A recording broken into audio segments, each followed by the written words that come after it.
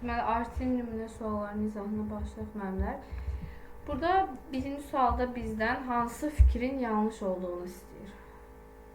Deməli, A variantında müəllim səmərəli təlim mühiti formalaşdırmaq üçün şagirdini tanımalı, onun haqqında bütün əhəmiyyətli məlumatlara malik olmalıdır.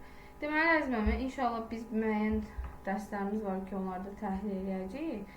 Müəllim, şagird, müəllim münasibətlərində önəmli strategiyalar var. Məsələn, buz qıran strategiyaları. A variantı bir növ buz qıran strategiyalarının nümunədir ki, müəllim səmərəli təlim mühiti formalaşdırmaq istəyirsə, buz qıran strategiyalarından istifadə edə bilər. Bu düzdür tamamilə. Şagirdönlü təlimin səmərəli olması üçün müəllim sinifdə öz fəaliyyətini fasilitasiya üzərindən qurmalıdır. Bu da düzdür. Fasilitasiya qaydaları barədə biz məlumatımız var. Dərs prosesinə aid olan bütün fəaliyyətlər bir-biri ilə əlaqəli olmalı, öyrənmə fəaliyyəti təlim nəticələrini və qiymətləndirmə meyarlarına yönəlməlidir. Deməli, ilk öncə bu sualı oxuyanda bəzi müəllimlər deyir ki, bütün orada axı deyirik ki, bəzi testlərdə bütün olanda, həmişə olanda onu səhv götürürük. Bu o demək deyir ki, yalnız nəsə. Burada söhbət dərs prosesindən getdiyinə görə, bəli, pedaqoji prosesin təşkilində biz hər bir o zəncirvari əlaqə termini var. Zəncirvari hər şey bir-birinə əlaqəli. Dərs prosesində də fəaliyyətlər nə qədər bir-birinə əlaqəlidirsə, o qədər də effektiv öyrənmə var. Ona görə bu variantımıza düzdür. Hər bölmənin sonunda mütləq layihə işi işlədilməlidir ki, şagirdlərdə həyatı bacarıq. Bəli, layihə işi işlədə bilərik, amma həmişə yox. Həmişə deyilən bir şey yoxdur. Bax, o həmişə burada gəlib işə yarayır ki, bu həmişə ilə biz bu sualda tapırıq ki, hər bölmənin sonunda həmişə də, yəni anlamına gəlir. Bunu bizə elə bir şərt verilmir ki, hər bölməni keçsin, onun sonunda mütləq sən test layihə işlətməlisən. Ona görə o yanlış fikrimiz D variantıdır. Y-yə nəzər yetirsək, deyək ki, müşahidə zamanı şagirdin bədən dilini oxunması onun emosional vəziyyəti, həmçinin təlim nəticələrinin çatıb-çatmaması ilə bağlı informasiyanı alınmağa kömək edir. Bəli, bu da tamamilə düzdür. Keçək ikinci sualımıza.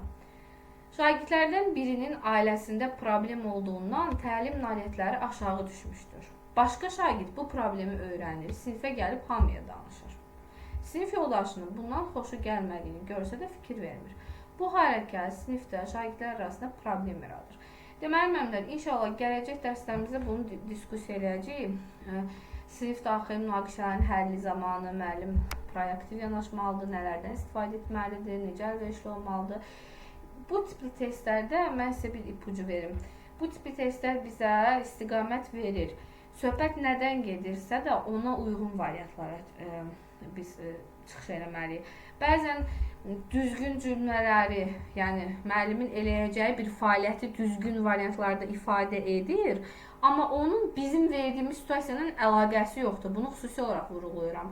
Müəllimlərin əksəriyyəti deyir ki, Ayşəşməm, axı burada bu da düzdür də. Deyirəm, düzdür. Amma verilən situasiyadan çıxış eləməliyik. Burada da bizə verilən situasiyadan çıxış eləyərək müəllimlər, müəllim deyir, şagirdlərlə görüş keçirməli, şagirdin fəaliyyətini refleks etdirməli, sinifdə dəyərləri inkişaf etdirməlidir. Bu bizim cavabımızdır. Amma digərləri tamamilə bu situasiyanın həlli üçün səmərəli deyil. Ola bilər ki, onlar da düzdür, amma bizim situasiyamızın, problemimizin həlli üçün səmərəli C variantı uyğun gələcək. Gəlin indi A variantını bir dənə təhlil elə. Deyir, müəllim valideyn icazı çağırmalı, şagirdin davranışımıza. Axı bir uşağın davranışını, bir konfessionallığı pozaraq onda müəllim bir uşağı başqa valideynlərin yanında bullyingə məruz qalmış olar. Ona görə bunu götürmürük. Müəllim şagirdi öz aralığında apardığı yersiz söhbətlərə görə cəzalandırmalıdır. Onlar bu da heç düzgün deyil. Ümumiyyətcə situasiyanın əlaqəsi yoxdur. Müəllim şagirdin bu hərəkətini görən kimi yerinə onu da alan başqalarına nümunə olsun. O ənənəvidə idi müəllimlər. İndiki uşaqlara o cür yanaşma deməli kifayət etmir. Çünki bu təlim mühitində dəstəkləyici mühit pozur. Müəllim sinifdə şagirdlər arasında münasibət düzəltmək üçün bir müddət avtoritar yanaşma. Avtoritar yanaşma da yəni mən nə deyirəm odur. O da ola bilməz. İndiki yanaşmamız demokratik, həssas yanaşmadır. Şagird yönümlü yanaşmadır. Üçüncü sualımız. Müəllim yeni bölmənin tədrisinə keçməmişdən əvvəl bu bölmə üzrə şagirdlərin təlim ehtiyaclarını müəyyənləşdirmək üçün sual cavab edir. Bu proses müəllimə tədrisi effektiv planlaşdırmağa kömək edəcək. Deməli, mən əgər keçməmişdən əvvəl uşaqları yoxladımsa da, deməli mən diaqnostik etdim. Çünki nə demişdik qiymətləndirməni keçəndə? Demişdik ki, bölmənin əvvəli, ilin əvvəli uşaq sinifini dəyişəndə diaqnostik etməliyik. Ona görə düzgün cavabımız olacaq A variantı. Əsərin sənə maraqlı gələn hissəsi hansı idi? Nə üçün? Deməli, əziz müəllimlər, bu sualı oxuyandan birinci məsəl üçün, birinci bu hansı hissəyə qədər müəllimlər düşünür ki, burada məsələn deyə bilər ki, bu hissədə, yəni xüsusi bir fikirdən söhbət getmir. Amma desək ki, nə üçün sualını verəndə artıq aydın olur ki, burada sənə maraqlı gələn hissəsini sən özün öz sözlərinlə ifadə etməlisən. Yəni, tənqidi təfəkkür nümayiş etdirməlisən. Tənqidi təfəkkürümüzü nümayiş etdirməmizsə dəyərləndirmək mərhələsi. Ona görə 4-ün düzgün cavabı olacaq C variantı. Şəkilə bax, rəssamın örtmək istədiyi emosiyaları əks etdirən mətn qur. Burada düzgün cavabımız elə işarə olunub.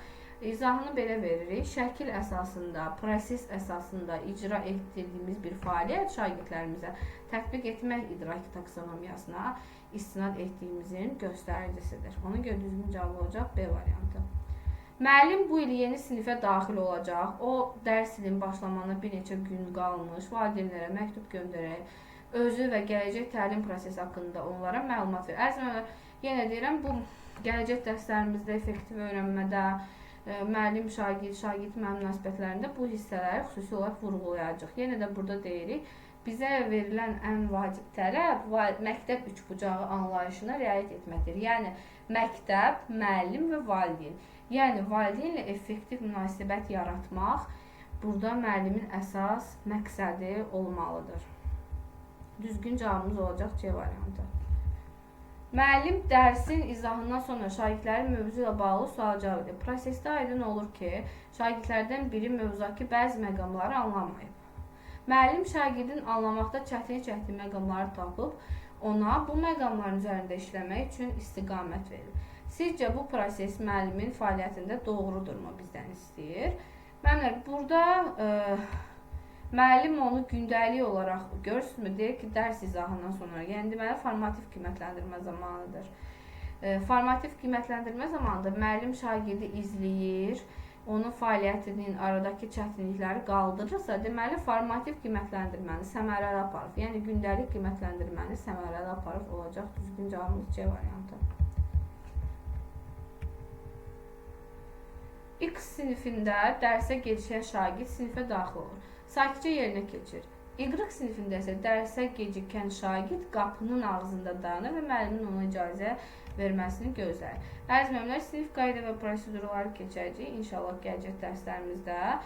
Burada bir də müəllimin yanaşma tərzləri var ki, elə müəllim var ki, əvvəlcədən A planı ilə yanaşı B planı olur. Yəni, baş verə biləcək problemləri öncədən təhlil edir və ona yanaşma sərgiləyir.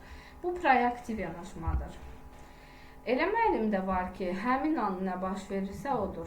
Burada X olacaq proaktiv yanaşmada, Y olacaqsa reaktiv yanaşmada.